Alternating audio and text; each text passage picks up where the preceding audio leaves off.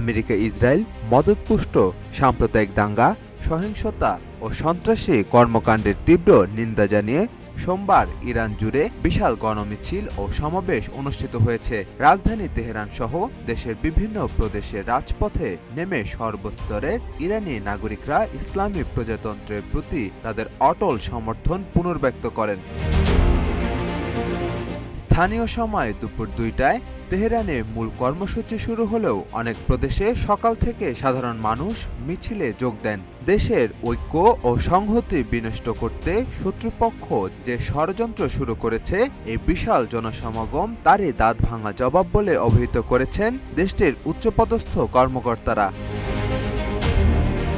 গত মাসে ইরানের বিভিন্ন শহরে অর্থনৈতিক সংকটের প্রতিবাদে সাধারণ ব্যবসায়ীরা শান্তিপূর্ণ কর্মসূচি শুরু করলেও পরবর্তীতে তা সহিংসতায় রূপ নেয়। সরকারি ভাষ্য মতে যুক্তরাষ্ট্র ও ইসরায়েলি উস্কানিতে তাদের মদতপুষ্ট ফার্সি সংবাদ মাধ্যমগুলোর প্ররোচনায় এই বিক্ষোভকে পরিকল্পিতভাবে নাশকতার দিকে ঠেলে দেওয়া হয়েছে। ইরানি কর্তৃপক্ষ স্বীকার করেছে যে জনগণের অর্থনৈতিক দুর্দশা ও জীবনযাত্রার মান নিয়ে অভিযোগগুলো যৌক্তিক। তবে তারা স্পষ্ট করে জানিয়েছে যে মার্কিন নিষেধাজ্ঞা এবং কেন্দ্রীয় ব্যাংক ও তেল রপ্তানির উপর ওয়াশিংটনের অন্যায্য কড়াকড়ির কারণেই এই সংকট তৈরি হয়েছে।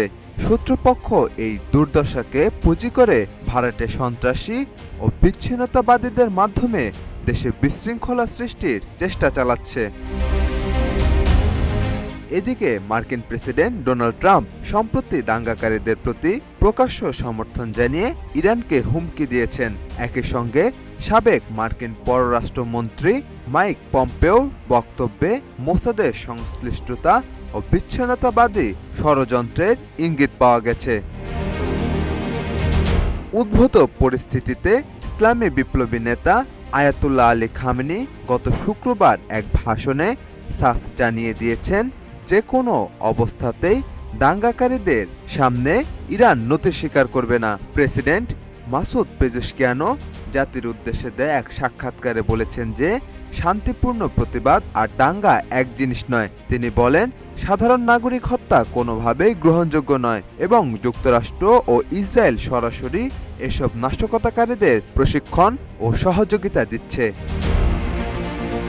সাজিদ আকরাম, সৌরভ, ডেস্ক নিউজ।